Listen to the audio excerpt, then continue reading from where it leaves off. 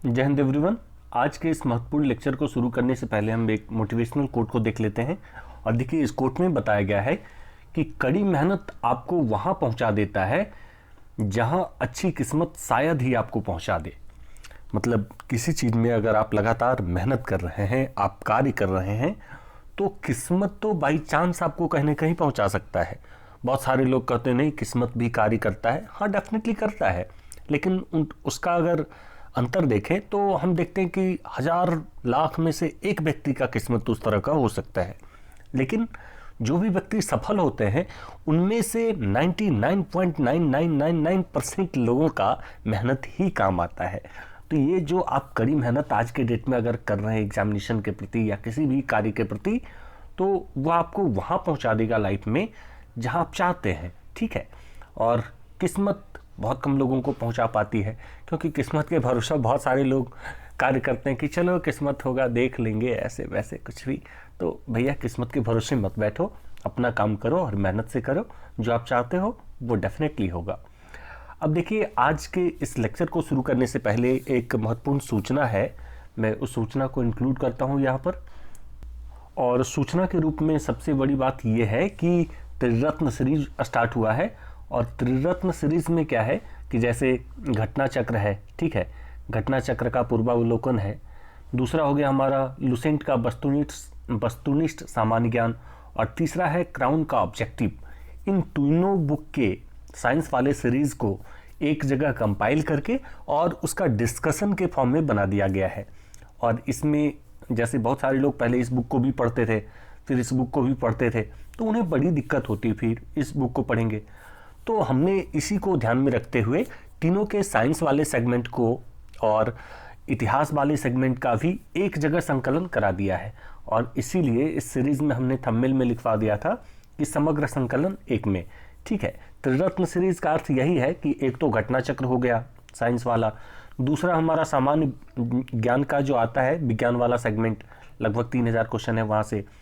तो हमने उसमें डायरेक्ट क्वेश्चन तो वहाँ पर नहीं आएंगे, लेकिन हाँ, ये कंफर्म रहा कि अगर आप इसको कवर करते हैं तो उसके डिस्कशन के थ्रू या फिर उसके क्वेश्चन में ही बहुत सारे क्वेश्चन डायरेक्ट आ जाएंगे। ठीक है। तो अगर ये प्रयास हमारा आपको अच्छा लगता है तो वीडियो को लाइक करके चैनल को सब्सक्राइब कर दें। ठीक है। मैं यहाँ से लेक्चर को कंटिन्यू कर रहा हूँ आज का।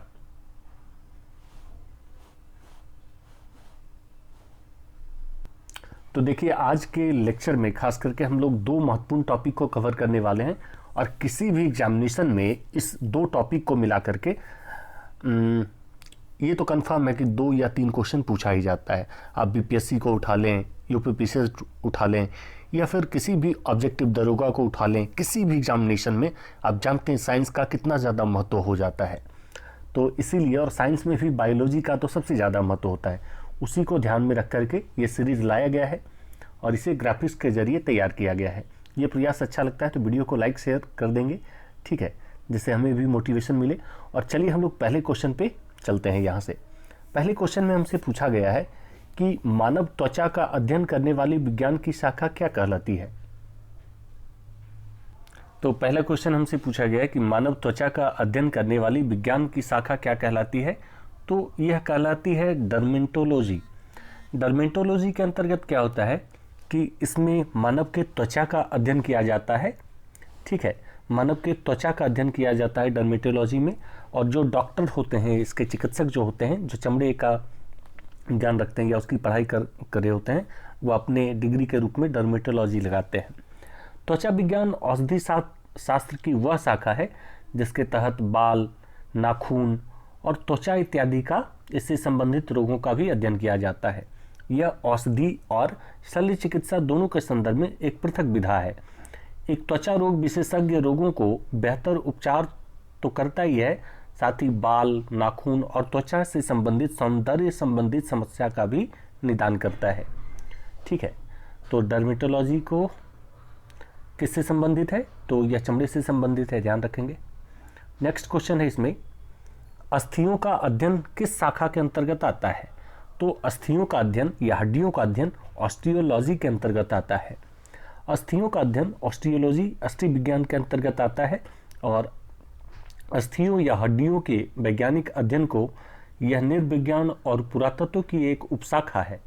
अस्थि विज्ञान के अंतर्गत हड्डियों का विस्तृत अध्ययन किया जाता है, जिसमें हड्डियों की संरचना या अस्थि की संरचना, कंकालीय तत्व, दांत, आकृति विज्ञान, अस्थियों के कार्य, रोग और विकृति विज्ञान से संबंधित सांचों का अधिकरण की प्रक्रिया, हड्डियों का प्रतिरोध और कठोरता, जैव भौतिकी या बायोफिजिक्स इत्यादि भी इसमें शामिल होते हैं। नेक्स्ट क्वेश्चन है कि जीवों के संक्रमण के विरुद्ध प्रतिरोध का अध्ययन क्या, जीवों के संक्रमण के विरुद्ध प्रतिरोध का अध्ययन क्या जरा है। ठीक है, तो जीवों के संक्रमण के विरुद्ध जो प्रक्रिया होती है बॉडी में, उसे हम कहते हैं इम्यूनोलॉजी। ठीक है, इम्यून सिस्टम कहते हैं कि कोई जीव हम पे अटैक करता है तो हमारा इम्यून सिस्टम जितना बेहतर होगा, प्रतिरक्षा प्रणाली, उससे ज़्यादा वह लड़ने में सक्षम होगा। तो प्रतिरक्षा एक जैविक प्रक्रिया है जो बीमारी या अवांछनीय जैविक हमलावरों के लिए पर्याप्त जैविक रोग प्रतिरोध होने की स्थिति का वर्णन करती है। रोग क्षमता दोनों विशिष्ट और गैर विशिष्ट घटकों को शामिल करती है, और गैर विशिष्ट घटक जो प्रतिजीवी विशिष्टता के बावजूद व्यापक श्रेणी के रोगजनकों के लिए बाधाओं या एलिमिनेटर्स के रूप में कार्य करते हैं। प्रतिरक्षा प्रणाली के अन्य घटक खुद को हर बीमारी के अनुकूल बना लेते हैं और रोगजनक विशिष्ट रोग क्षमता या रोग क्षमता को उत्पन्न कर पाते हैं। नेक्स्ट क्वेश्चन है, प्लेंटियोलॉजी किसका अध्ययन है। तो पैलियोंटोलॉजी की बात करें तो उसमें जीवाश्म का अध्ययन किया जाता है। पैलियोंटोलॉजी में जीवाश्म का अध्ययन किया जाता है और जीवाश्म से संबंधित विषय ही इसके अंतर्गत आते हैं। कीड़ों के अध्ययन को क्या कहते हैं। तो कीड़ों के अध्ययन को यह कहते हैं, क्या कहते हैं, तो एंटोमोलॉजी कहते हैं। कीड़ों के अध्ययन को एंटोमोलॉजी कहते हैं और कीड़ों का वैज्ञानिक अध्ययन किया जाता है एंटोलॉजी के अंतर्गत। अतीत शब्द में देखें तो कीट अधिक अस्पष्ट था और ऐतिहासिक रूप से कीट विज्ञान की परिभाषा में ऑर्थोपोडा और फिला और स्थलीय जीवों का अध्ययन, जैसे कि एराचेट्स, माइरीपॉड, गांडव, भूमि वाले घेंगे, स्लैग इत्यादि इसमें शामिल थे। जंतु विज्ञान के अंतर्गत वर्गीकृत अन्य क्षेत्रों की तरह कीट विज्ञान एक टैक्सोन आधारित श्रेणी है। वैज्ञानिक अध्ययन के किसी भी रूप में कीट से संबंधित विशेषताओं पर ध्यान केंद्रित किया जाता है। तो परिभाषा के अनुसार कीट विज्ञान एंटोमोलॉजी कहलाता है। नेक्स्ट क्वेश्चन है, तितलियों का अध्ययन क्या कहलाता है। तो तितलियों का अध्ययन कहलाता है लेपिडेरेटोलॉजी कहलाता है। तितलियों का अध्ययन लेपिडेटेरियोलॉजी कहलाता है। नेक्स्ट क्वेश्चन है कि मछलियों से संबंधित अध्ययन क्या कहलाता है। तो मछलियों से संबंधित अध्ययन जो होता है वह एथियोलॉजी या एथियोलॉजी कहलाता है। ठीक है, नेक्स्ट क्वेश्चन है कि ऑर्निथोलॉजी किसका अध्ययन होता है। ऑर्निथोलॉजी के अंतर्गत हम पक्षियों का अध्ययन करते हैं।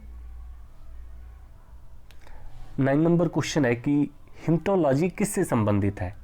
तो हिम्टोलॉजी यह टिश्यू या उत्तक से संबंधित है। हिम्टोलॉजी के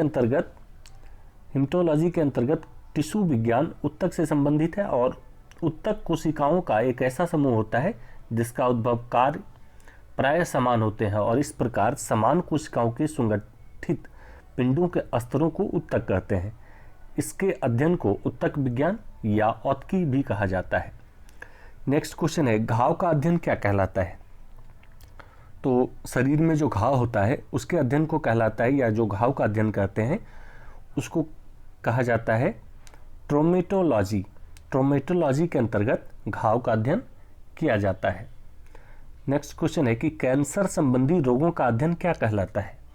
तो कैंसर संबंधी रोगों का अध्ययन ओंकोलॉजी कहलाता है। ओंकोलॉजी के अंतर्गत कैंसर रोग का अध्ययन किया जाता है और उसके रोकथाम, निदान, उपचार से संबंधित गतिविधियां अपनाई जाती है उसमें। तो ये सारा हो गया।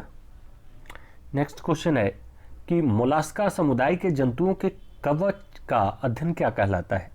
तो मोलास्का समुदाय के जंतुओं के कवच का अध्ययन जो कहलाता है वह है कॉन्कोलॉजी। कॉन्कोलॉजी के अंतर्गत मोलास्का समुदाय के जंतुओं के कवच का अध्ययन किया जाता है। और नेक्स्ट क्वेश्चन में हमसे पूछा जा रहा है कि वंशगति के नियमों के अध्ययन को क्या कहते हैं। तो यह जेनेटिक्स या अनुवांशिकी कहते हैं। अनुवांशिकी के अंतर्गत हम जानते हैं कि वंशगति के नियमों के अध्ययन को अनुवांशिकी या जेनेटिक्स कहते हैं।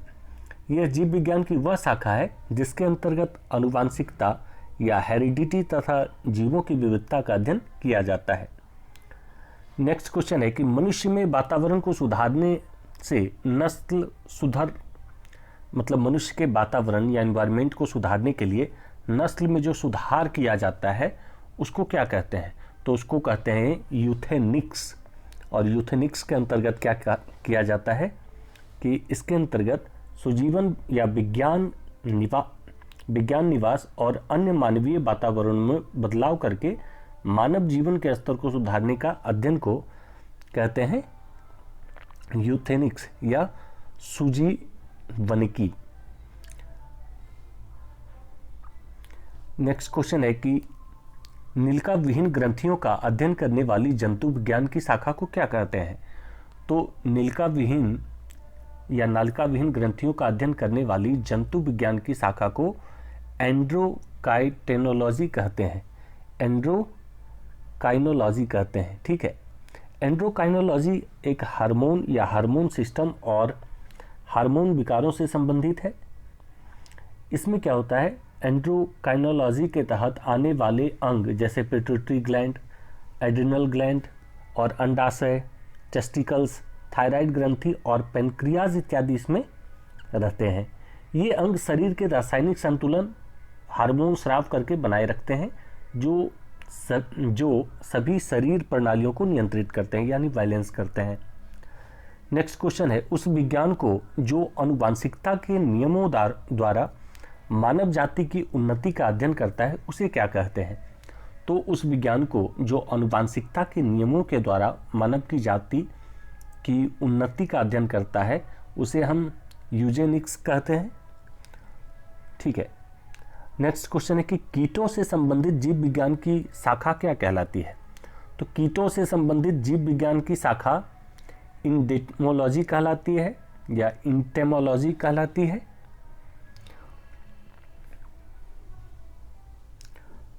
नेक्स्ट क्वेश्चन है मछलियों और उनसे संबंधित उद्योगों का अध्ययन क्या कहलाता है।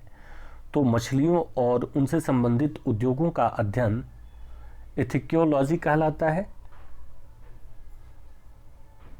मछली या फिर फिश जिसे हम कहते हैं, फिश में क्या होता है कि इसका मत्स्य जो मछली नाम इसका है उससे जुड़े उद्योगों का अध्ययन मत्स्य विज्ञान कहलाता है जिसे अंग्रेजी में इथियोलॉजी कहते हैं। यह जीव विज्ञान की एक प्रमुख शाखा है। नेक्स्ट क्वेश्चन है कि जंतु विज्ञान की वह शाखा जिसके अंतर्गत जंतु की बाहरी आकृति एवं बाहरी संरचना का अध्ययन किया जाता है वह क्या कहलाता है। तो वह कहलाता है मॉर्फोलॉजी। मॉर्फोलॉजी के अंतर्गत क्या किया जाता है कि जंतु की बाहरी आकृति एवं बाहरी संरचना का अध्ययन किया जाता है, ठीक है, और उसके संरचनात्मक गुण विशेष का भी अध्ययन इसमें किया जाता है। नेक्स्ट क्वेश्चन है कि जंतु विज्ञान की वह शाखा जिसके अंतर्गत आनुवांशिक लक्षणों और उसकी वंशगति का अध्ययन किया जाता है वह क्या कहलाता है। तो वह जेनेटिक्स कहलाता है। आनुवांशिकी या जेनेटिक्स जीव विज्ञान की वह शाखा है जिसके अंतर्गत आनुवांशिकता या हेरिडिटी तथा जीवों की विभिन्नताओं या वेरिएशन का अध्ययन किया जाता है। नेक्स्ट क्वेश्चन है कि जंतु और उसके आसपास के वातावरण संबंधी अध्ययन को क्या कहते हैं।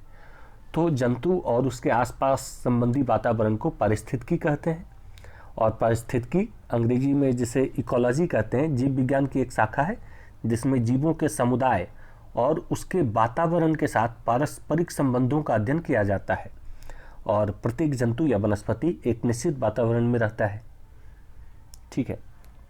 नेक्स्ट क्वेश्चन है कि मांसपेशियों का अध्ययन क्या कहलाता है। तो मांसपेशियों का अध्ययन मायोलॉजी कहलाता है। मायोलॉजी शरीर रचना की शाखा का जो मांसपेशियों के ऊतकों के अध्ययन के लिए जिम्मेदार होता है और पशु और मानव ये मायोलॉजी के अंतर्गत दोनों का अध्ययन किया जाता है, ठीक है। नेक्स्ट क्वेश्चन है, जनसंख्या का अध्ययन क्या कहलाता है? तो जनसंख्या का अध्ययन डेमोग्राफी कहलाता है। और जनसंख्या के अध्ययन में, जिसे हम जनसांख्यिकी भी कहते हैं, इसमें मानव जनसंख्या का सांख्यिकीय अध्ययन होता है। यह एक बहुत सामान्य विज्ञान हो सकता है जिसे किसी भी तरह गतिशील मानव आबादी पर लागू किया जा सकता है, अर्थात ऐसी आबादी जो समय स्थान के साथ साथ परिवर्तित होती है। मतलब एक साल के अंतर्गत इस क्षेत्र में रहने वाले लोग, इस तरह से जनगणना किया जाता है। जनसंख्या की गतिशीलता देखें, इसमें जनसंख्या के आकार, संरचना, वितरण, जन्म, प्रवास, वय वृद्धि और मृत्यु के संदर्भ में भी सारी चीज़ों का ध्यान रखा जाता है और कालिक परिवर्तन का अध्ययन किया जाता है। मतलब एक वर्ष में किसी खास डिस्ट्रिक्ट से या किसी खास राज्य में कितने लोगों का जन्म हुआ, कितने लोग कहीं बाहर चले गए, कितने लोगों का डेथ हुआ, कितने लोग की और वृद्धि हुई उस साल, ये सारी चीज़ों का अध्ययन किया जाता है डेमोग्राफी के अंतर्गत। एक प्रमुख क्वेश्चन और है कि मधुमक्खियों का पालन कहलाता है। तो मधुमक्खियों का पालन जो कहलाता है उसे हम कहते हैं एपीकल्चर। एपीकल्चर में मधुमक्खियों का पालन होता है। और एपीकल्चर में क्या होता है, मधुमक्खियों का पालन किया जाता है इस विज्ञान के अंतर्गत, जिसमें मधु परागन आदि की प्राप्ति के लिए मधुमक्खियां पाली जाती हैं। और यह एक कृषि आधारित उद्योग है और मधुमक्खियां फूलों के रस को शहद में बदल देती है और अपने छत्तों में इसे जमा कर लेती है। जबकि सेरीकल्चर रेशम पालन, जियोग्राफी आप समझते हैं, भूपृष्ठ का अध्ययन, पिसिकल्चर मत्स्य पालन इत्यादि होता है। अब देखिए, हमसे पूछा जा रहा है कि रेशम कीट पालन क्या कहलाता है। तो रेशम कीट का पालन या रेशम कीट का पालन जो कहते हैं उसे सेरीकल्चर के अंतर्गत अध्ययन करते हैं उसका। रेशम कीट पालन में क्या होता है कि रेशम कीट पाले जाते हैं और कच्चा रेशम बनाने के लिए रेशम के कीटों का पालन, रेशम उत्पादन जिसे सेरीकल्चर कहते हैं या रेशम कीट पालन होता है। इसमें क्या होता है कि बहुत सारे छोटे छोटे पौधे होते हैं जिस पे रेशम के कीड़े लगाए जाते हैं और वही कीड़ा क्या करता है, जब अपने शरीर से वह एक प्रकार का धागा निकालता है जो वहाँ घोंसला टाइप से बन जाता है, ठीक है, और उसी घोंसले को उखाड़ करके लोग क्या करते हैं, उससे धागा निकालते हैं।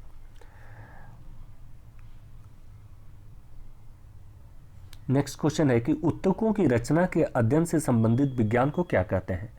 तो उत्तकों की रचना से संबंधित अध्ययन को हम कहते हैं हिस्टोलॉजी। हिस्टोलॉजी या हिम्टोलॉजी के अंतर्गत में हम उत्तक विज्ञान या इससे संबंधित अध्ययन करते हैं। उत्तक कोशिकाओं का एक ऐसा समूह होता है जिसका उद्भव कार्य प्रायः समान होता है। इस प्रकार समान कोशिकाओं के सुगठित पिंडों एवं स्तरों को उत्तक कहते हैं। इसके अध्ययन को उत्तक विज्ञान या उत्की भी कहा जाता है। नेक्स्ट क्वेश्चन है कि विज्ञान की शाखा न्यूरोलॉजी से कौन सा अंग का अध्ययन किया जाता है। तो न्यूरोलॉजी के अंतर्गत हम लोग किस चीज़ का अध्ययन करते हैं। तो न्यूरोलॉजी में हम लोग स्नायु तंत्र का अध्ययन करते हैं, ठीक है। विज्ञान की वह शाखा न्यूरोलॉजी से कौन सा अंग का अध्ययन किया जाता है, तो स्नायु तंत्र का अध्ययन किया जाता है। नेक्स्ट क्वेश्चन है कि जेरेंटोलॉजी निम्न में किसके अध्ययन से संबंधित है।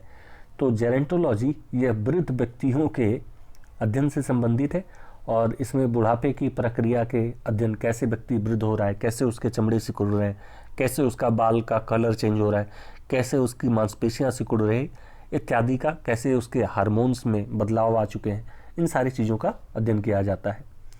नेक्स्ट क्वेश्चन है पीडियाट्रिक्स निम्न में किसके अध्ययन से संबंधित है। तो पीडियाट्रिक्स में हम शिशु रोगों का अध्ययन करते हैं। पीडियाट्रिक्स जिसमें बाल चिकित्सा दवा की वह शाखा है जिसमें शिशुओं, बच्चों और किशोरों की देखभाल इत्यादि इसमें शामिल है। नेक्स्ट क्वेश्चन है टिश्यू कल्चर का अध्ययन किसके लिए उपयोगी है। तो टिश्यू कल्चर का अध्ययन यह आनुवांशिकी के लिए बहुत आवश्यक है और हम देखते हैं कि जैव प्रौद्योगिकी के अंतर्गत पौधों में आनुवांशिक सुधार करके, जेनेटिक मॉडिफिकेशन करके उसमें निष्पादन करके टिश्यू कल्चर में क्या किया जाता है, बदलाव किया जाता है और उत्तक संवर्धन किया जाता है उसका, और तभी हम देखते हैं कि हाइब्रिड फसल हमारे पास तैयार होकर आ जाता है या हाइब्रिड प्रोडक्ट, ठीक है। नेक्स्ट क्वेश्चन है कि ऑन्कोलॉजी किसका अध्ययन है। ऑन्कोलॉजी के अंतर्गत हमने प्रीवियस क्वेश्चन में भी देखा कि कैंसर का अध्ययन किया जाता है, और कर्क रोग या चिकित्सीय पद दुर्गम नववृद्धि रोगों का एक वर्ग है जिसमें कोशिकाओं का एक समूह अनियंत्रित वृद्धि करता है, मतलब सामान्य सीमा से बहुत अधिक वृद्धि करता है, ठीक है, और उसी को क्या कहते हैं कि कैंसर हो चुका है इस व्यक्ति को। रोग आक्रामक आसपास के ऊतकों का विनाश करके उन पर आक्रमण कर लेता है और कभी कभी अपरूपांतरण अथवा मेटास्टैटिस या लासिका या रक्त के माध्यम से शरीर के अन्य भागों में भी फैल जाता है और घाव बना देता है, और इसे ही हम कैंसर कहते हैं। नेक्स्ट क्वेश्चन है कि जेनेटिक्स में किसका अध्ययन किया जाता है। तो इसमें आनुवांशिकता और गुणसूत्र का अध्ययन किया जाता है। जेनेटिक्स के अंतर्गत हम जीव विज्ञान की जेनेटिक्स वह शाखा है जिसके अंतर्गत आनुवांशिकता या हेरिडिटी तथा जीवों की विभिन्नताओं या वेरिएशन का अध्ययन किया जाता है। आनुवांशिकता के अध्ययन में ग्रेगर जॉन मेंडल की महत्वपूर्ण भूमिका है। तो आनुवांशिकता एवं गुणसूत्र की अध्ययन में ग्रेगर जॉन मेंडल की मूलभूत उपलब्धियों को आजकल आनुवांशिकी के अंतर्गत समाहित किया जाता है, ठीक है। और नेक्स्ट क्वेश्चन है इसमें, आनुवांशिकी किससे संबंधित है, रिपीट हो गया है। तो आनुवांशिकी आनुवांशिकता से संबंधित है। नेक्स्ट क्वेश्चन है कि जनसंख्या का अध्ययन क्या कहलाता है। तो यह डेमोग्राफी कहलाता है, और एक निश्चित भूभाग में लोगों का कितना प्रवास हुआ, कितने का जन्म हुआ, कितने का डेथ हुआ, कितने कार्यशील हैं, कितने वहाँ से अलग जगह पलायन कर चुके हैं या निर्वासित हो गए, तो उन सारी चीज़ों का, या कितने लोग माइग्रेट कर गए, सारी चीज़ों का अध्ययन हम डेमोग्राफी के अंतर्गत करते हैं। नेक्स्ट क्वेश्चन है कि रक्त में एंटीबॉडी एवं एंटीजन के अध्ययन को क्या कहते हैं। तो रक्त में जो एंटीबॉडी होता है और एंटीजन होता है उसके अध्ययन को सीरोलॉजी कहते हैं, ठीक है। नेक्स्ट क्वेश्चन है कि पारिस्थितिकी विज्ञान इकोलॉजी का संबंध किससे है। तो पारिस्थितिकी विज्ञान या इकोलॉजी का संबंध शरीर संरचना और वातावरण से है, जैसे मानव या किसी भी जीव की संरचना और वातावरण से, किस एनवायरनमेंट में वह रहता है, इसी का अध्ययन इसके अंतर्गत किया जाता है। अब हम लोग कुछ प्रमुख जैव वैज्ञानिक को देख लेते हैं कि किनका कौन कौन सा महत्वपूर्ण योगदान है। इससे भी बहुत संभावना होती है एक क्वेश्चन पूछ लिया जाए, तो हम लोग इस पर एक बार नज़र डाल देते हैं। देखिए, पूछा गया कि प्राकृतिक वरणवाद से विशेष संबंध था, किसका था। तो प्राकृतिक वरणवाद या विकासवाद से विशेष संबंध था चार्ल्स डार्विन का। डार्विन की बात कर लेते हैं। तो जिस प्रक्रिया द्वारा जनसंख्या में कोई जैविक गुण या कम या अधिक हो जाता है उसे प्राकृतिक वरण या प्राकृतिक चयन या नेचुरल सेक्सेशन या सिलेक्शन कहते हैं, ठीक है। तो इसमें क्या होता है कि जैसे कोई जीव अपने आप को कैसे मॉडिफाई कर रहा है टाइम के अकॉर्डिंग, उसी का अध्ययन किया था इन्होंने।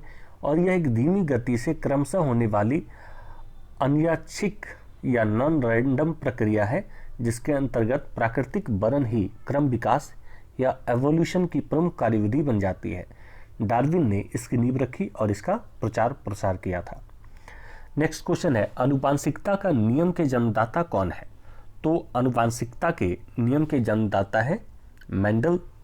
मेंडल की बात करें तो वह कई एक बार वैज्ञानिक के कुछ और भी स्टेटमेंट पूछ लिए जाते हैं, बुक पूछ लिया जाता है, इसलिए हमने इन सारी चीज़ों को ऐड करवाया है। तो आनुवांशिकता या जेनेटिक्स जीव विज्ञान की वह शाखा है जिसके अंतर्गत आनुवांशिकता या हेरिडिटी तथा जीवों की विभिन्नताओं या वेरिएशन का अध्ययन किया जाता है। आनुवांशिकता के अध्ययन में ग्रेगर जॉन मेंडल की महत्वपूर्ण उपलब्धियों या मूलभूत उपलब्धियों को आजकल आनुवांशिकी के अंतर्गत समाहित कर लिया गया है। प्रत्येक सजीव प्राणी का निर्माण मूल रूप से कोशिका द्वारा हुआ है, और आप जानते हैं मटर के पौधे को संवर्धित करके इन्होंने ही बताया था मेंडल ने। नेक्स्ट क्वेश्चन है कि डीएनए संश्लेषण का प्रतिपादन किसने किया। तो डीएनए संश्लेषण का प्रतिपादन कॉर्नबर्ग ने किया, ठीक है। नेक्स्ट क्वेश्चन है, प्लवमान जीन के सिद्धांत का प्रतिपादन किसने किया। तो प्लवमान जीन के प्रतिपादन का सिद्धांत मैकलिंटॉक ने किया है, ठीक है, तो मैक्लिंटॉक ने किया है इसका अध्ययन। और मैक्लिंटॉक के बारे में कुछ देख लेते हैं। तो डीएनए अणु जो स्थानांतरणशील होते हैं और प्लाज्मिड अथवा जीवाणु डीएनए के विभिन्न स्थलों पर स्थान ग्रहण कर सकते हैं, उन्हें जंपिंग जीन या प्लवमन जीन कहा जाता है, अथवा ट्रांसपोसोन भी कहा जाता है। जंपिंग जीन के सिद्धांत का प्रतिपादन बारबरा मैक्लिंटॉक ने किया और मक्के में अपनी खोज के दौरान किया था। यह जंपिंग जीन का मुख्य लक्षण इनके छोरों पर पाए जाने वाले न्यूक्लियोटाइड की कमी को आपस में पूरा करता है। और नेक्स्ट क्वेश्चन में हमसे पूछा गया है कि फिलॉसफी जूलॉजी के लेखक कौन है। तो कुछ प्रमुख बुक भी है और इससे भी क्वेश्चन पूछा जाने की बहुत संभावना होती है, और कई बार तो बुक से ही पूछ लेता है कि ये थॉट किसका था, ये बुक किसका है। तो फिलॉसफी जूलॉजी के लेखक हैं लेमार्क हैं। इसकी कुछ बात कर लेते हैं महत्वपूर्ण। तो लेमार्क की बात करें तो फिलॉसफी जूलॉजी के लेखक जॉन बैप्टिस्ट लेमार्क हैं। ठीक है, लेमार्क या Jean Baptiste Pierre Antoine de Monet Chevalier de Lamarck, जो भी नाम है इनका, इतना बड़ा नाम है, बाप रे। पियरे इंटेमोनी डी मॉन्ट, क्या नाम है, फ्रांसीसी जैव वैज्ञानिक थे, फ्रांस के थे। और लेमार्क प्रथम वैज्ञानिक थे जिन्होंने कशेरुकी और अकशेरुकी जीवों में भेद किया था, और सर्वप्रथम इन्वर्टिबल शब्द का प्रयोग भी किया था इन्होंने। नेक्स्ट क्वेश्चन है, जीवाणु की खोज किसने की? जीवाणु या बैक्टीरिया की खोज ल्यूवेनहॉक ने किया था। ठीक है, आगे डिटेल में भी देखेंगे इसे। हरगोविंद खुराना को किस क्षेत्र के लिए प्रतिष्ठित नोबेल पुरस्कार दिया गया था? तो चिकित्सा के क्षेत्र में इनको नोबेल पुरस्कार दिया गया था अरविंद खुराना जी को।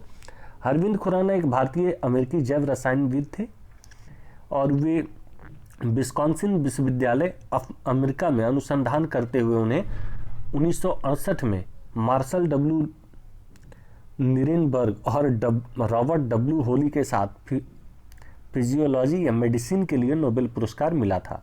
तो मेडिसिन या फिजियोलॉजी के लिए नोबेल पुरस्कार मिला था। उनके द्वारा न्यूक्लिक एसिड में न्यूक्लियोटाइड का क्रम खोजा गया। न्यूक्लिक एसिड में न्यूक्लियोटाइड का क्रम खोजा गया था, जिसमें कोशिका के आनुवंशिक कोड होते हैं और प्रोटीन के सेल के संश्लेषण को नियंत्रित करता है। हरगोविंद खुराना और निरेनबर्ग को उसी वर्ष कोलंबिया विश्वविद्यालय में लुइसा ग्रॉस हॉर्बिज पुरस्कार भी दिया गया था। नेक्स्ट क्वेश्चन है कि निम्न में किसके प्राकृतिक होना चाहिए ना, निम्न में किसने प्राकृतिक वर्ण या सर्वोत्तम की उत्तरजीविता के सिद्धांतों पर आधारित विकास का सिद्धांत का प्रतिपादन किया?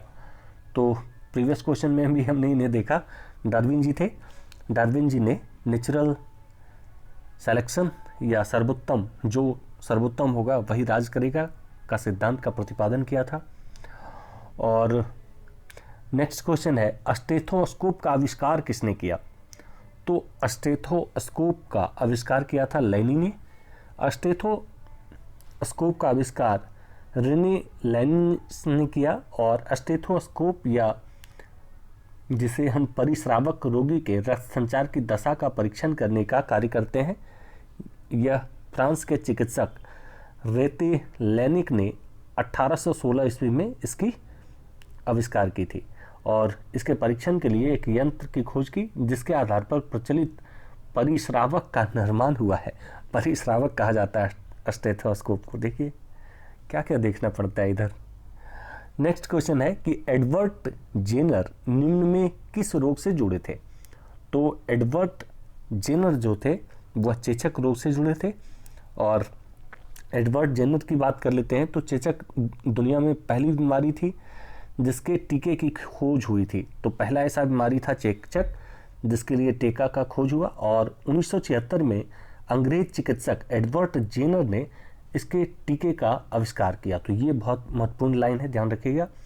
बाद में फ्रांस के सूक्ष्म जीव विज्ञानी लुई पास्चर ने इसकी संकल्पना को आगे बढ़ाते हुए इसे नया नाम दिया था।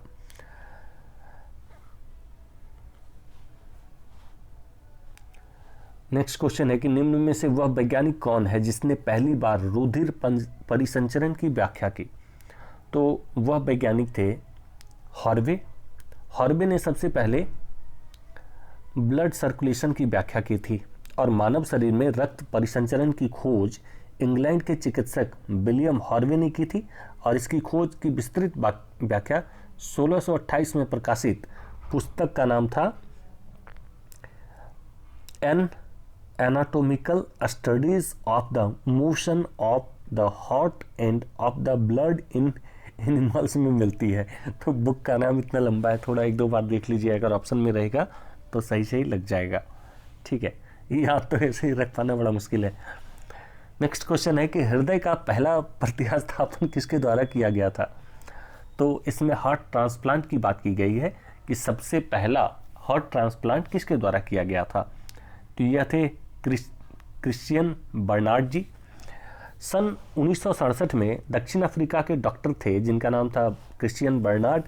उन्होंने हार्ट ट्रांसप्लांट या हृदय प्रत्यारोपण की दिशा में प्रयास किया था और पहला प्रयास करके अंग का प्रत्यारोपण तकनीक के क्षेत्र में क्रांतिकारी कदम उठाया।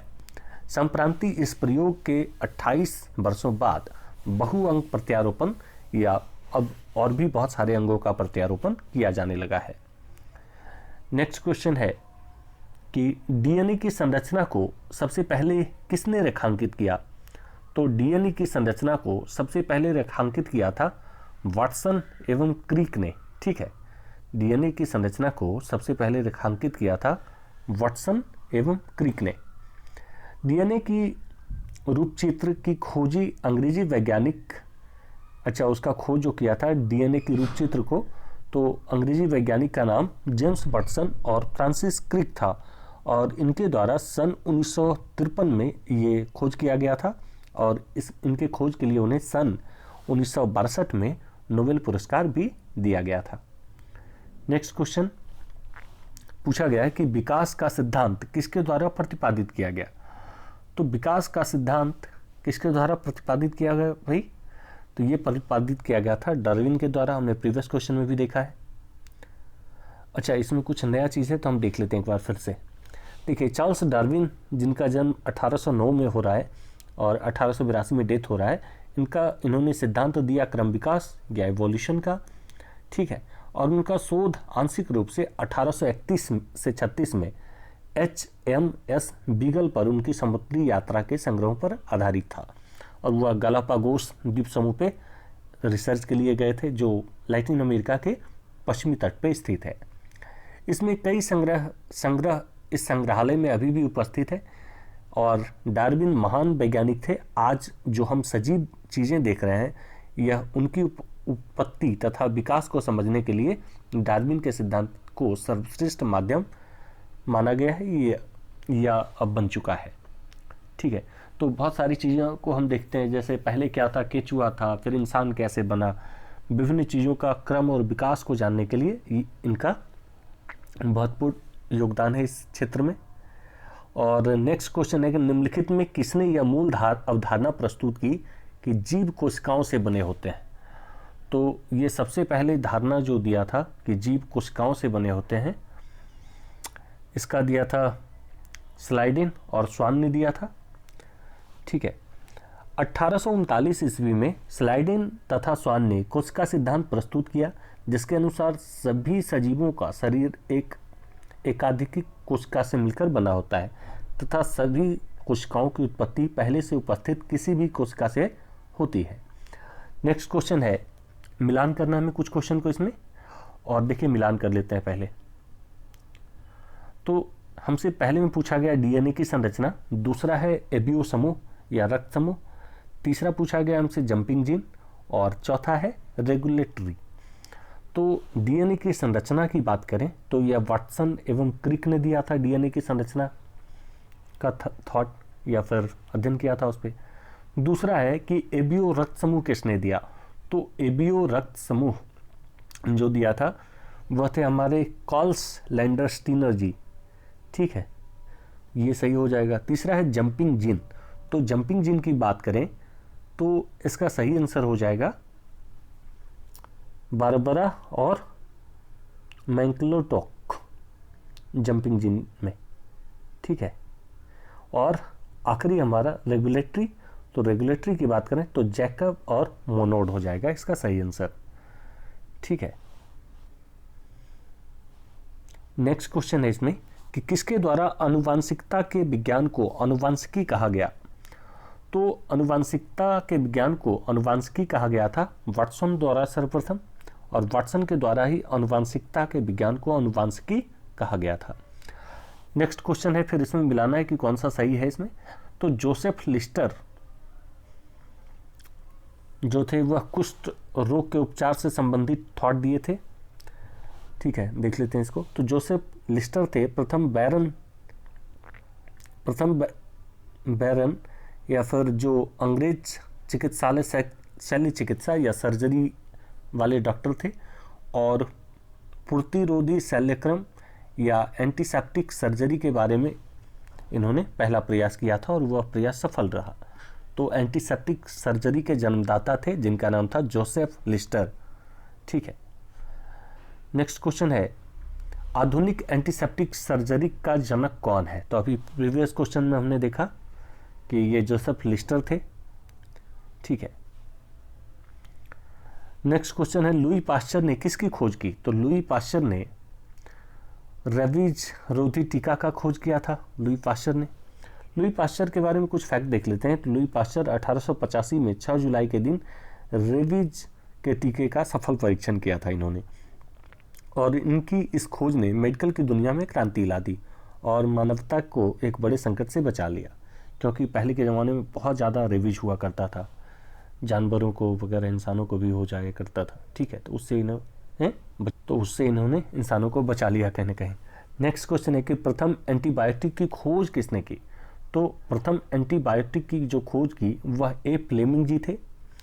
दुनिया की पहली एंटीबायोटिक मेडिसिन या पेनिसिलिन जिसे हम कहते हैं, पहला एंटीबायोटिक है पेनिसिलिन, और उसकी खोज 28 सितंबर 1928 को हुई थी, और यह खोज नोबेल विजेता साइंटिस्ट अलेक्जेंडर फ्लेमिंग ने किया था, और एक एक्सपेरिमेंट के दौरान एक्सीडेंटली इसका मतलब कुछ और करना चाह रहे थे, लेकिन इसका खोज हो गया फ्लेमिंग के द्वारा। ठीक है, नेक्स्ट क्वेश्चन है पेनिसिलिन की खोज किसने की। तो ए फ्लेमिंग सही आंसर हो जाएगा। नेक्स्ट क्वेश्चन है बायोलॉजी के जन्मदाता के रूप में जाने जाते हैं। तो बायोलॉजी के जन्मदाता के रूप में भी कौन जाने जाते हैं। तो अरस्तु जाने जाते हैं। जीव विज्ञान के पिता के रूप में ग्रीक दार्शनिक अरस्तु जाने जाते हैं, और इनको हम बीसी में देखते हैं। ठीक है, बिफोर क्राइस्ट देखते हैं इनको। नेक्स्ट क्वेश्चन है किस वैज्ञानिक ने खोजी थी कि मलेरिया मच्छरों से होता है। तो ये सबसे पहले खोजा था रोनाल्ड रॉस ने। ठीक है, रोनाल्ड रॉस की बात करें तो यह एक ब्रिटिश नोबेल पुरस्कार विजेता थे, और उनका जन्म भारत के उत्तराखंड में हुआ था। ठीक है, कुमायूं अल्मोड़ा में, और उन्हें चिकित्सा और मलेरिया के परजीवी प्लाज्मोडियम के जीवन चक्र के अन्वेषण के लिए सन 1902 में नोबेल पुरस्कार दिया गया था। तो व्यक्ति थे तो ये उत्तराखंड अल्मोड़ा के, लेकिन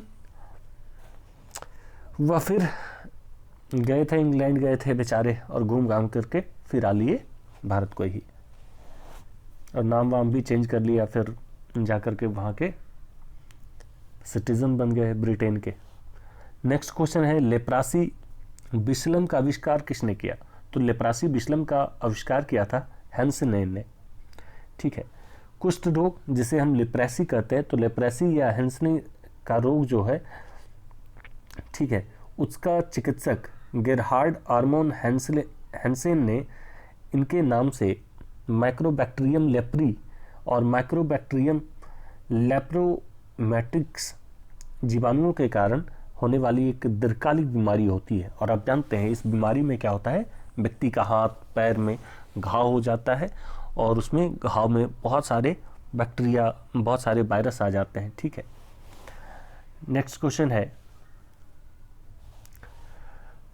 इसमें भी हमें मिलान करना है, और मिलान कर लेते हैं इसमें फटाफट हम लोग। तो देखिए, पहला पूछा गया है जेनर के बारे में। तो जेनर इन्होंने क्या किया था, टीकाकरण का खोज किया था एडवर्ड जेनर ने। दूसरा हमसे पूछा गया वाटसन क्रिक के बारे में। तो वाटसन जो थे, तो वाटसन ने क्या किया था, द्विकुंडलित कोशिका के बारे में इन्होंने ढूंढा था सेल में। तीसरा हमसे पूछा गया है कि लैंडस्टीनर, तो लैंडस्टीनर ने क्या किया था, तो लैंडस्टीनर ने रुधिर का खोज किया था। चौथा हमसे पूछा गया फ्लेमिंग के बारे में, तो फ्लेमिंग तो अब एक ही बचा है। फ्लेमिंग जी क्या करेंगे बेचारे, तो पेनिसिलिन का खोज करेंगे फ्लेमिंग भाई। ठीक है, इस तरह से सही सुमेलित है।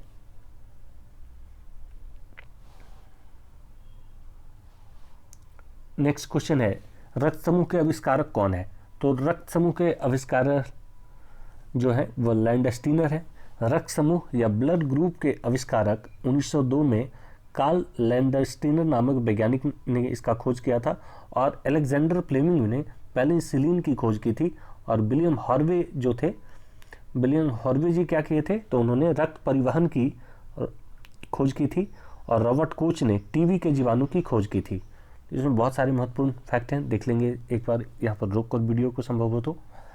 नेक्स्ट क्वेश्चन क्या है, मधुमेह के उपचार हेतु प्रयुक्त हार्मोन इंसुलिन का आविष्कार किसने किया था, तो मधुमेह के रोग के लिए जो उपचार इंसुलिन नामक वैक्सीन बनाया जाता है उसका आविष्कार किया था एफजी वेंटीन ने।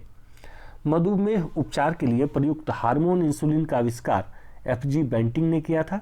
और इंसुलिन एक पॉलीपेप्टाइड है जिसमें 5 एमिनो एसिड और 2 श्रृंखलाएं में पाए जाते हैं। इंसुलिन रुधिर में ग्लूकोज की मात्रा का निर्धारण करता है और उसे बैलेंस करता है। जैव प्रौद्योगिकी द्वारा इंसुलिन वाले डीएनए को कोलाई ग्लैक्टोसिडेज जीन के साथ मिलाकर प्लाज्मिड स्थानांतरित करके मानव इंसुलिन का निर्माण किया जाता है। इंसुलिन का प्रयोग मधुमेह के मरीजों में इंसुलिन पैदा करने वाली कोशिकाओं का सफल प्रत्यारोपण के लिए भी किया जाता है।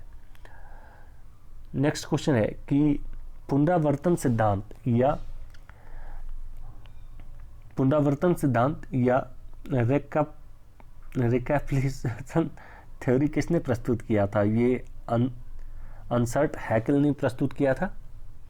तो जर्मन वैज्ञानिक अर्नेस्ट हैकेल थे। अर्नेस्ट हैकेल ने उच्च प्राणियों के भ्रूणीय परिवर्धन और उनके पूर्वजों के विकासीय इतिहास के समानता के आधार पर पुनरावर्तन सिद्धांत या जाति आवर्धन या बायोजेनेटिकली लॉ का प्रस्तुत किया था। ठीक है, और नेक्स्ट क्वेश्चन है, और इस एपिसोड का आखिरी क्वेश्चन है कि प्रतिरक्षण तकनीक का विकास किसने किया, तो प्रतिरक्षण तकनीक का विकास किया था एडवर्ड जेनर ने। एडवर्ड जेनर के बारे में कुछ देख लेते हैं। तो एडवर्ड जेनर एक अंग्रेज चिकित्सक थे जिन्होंने चेचक के टीके का आविष्कार किया। साथ ही एडवर्ड प्रतिरक्षण तकनीक का विकास किया। प्रतिरक्षण तकनीक के संक्रमण, बीमारी या अन्य अवांछनीय जैविक हमलावरों के लिए पर्याप्त जैविक रोग प्रतिरोधक होने की स्थिति का वर्णन करता है। देखिए, हमने लगभग यहाँ पर 35, 36 और 30 लगभग 66 क्वेश्चन यहाँ पे डिस्कस किया है यहाँ पर। ठीक है, तो अगर ये प्रयास आपको अच्छा लगता है तो हमें कमेंट बॉक्स के जरिए अवश्य बताएं ताकि और भी वीडियो इस पर बनाया जा सके। ये टॉपिक तो रियल में थोड़ा टफ था क्योंकि ये आम लोग इस भाषा में थोड़े कॉम्प्लिकेटेड फील करते हैं। और भी जो नेक्स्ट लेक्चर होगा उसके ज़रिए हम लोग न्यूट्रिशन, फिर विटामिन्स, प्रोटीन्स इत्यादि के बारे में 50-100 क्वेश्चन लाते रहेंगे और मैक्सिमम 1 वीक के अंदर हम लोग बायोलॉजी को समाप्त कर डालेंगे इस लेक्चर के थ्रू। ठीक है, देखने के लिए सभी को धन्यवाद। जय हिंद।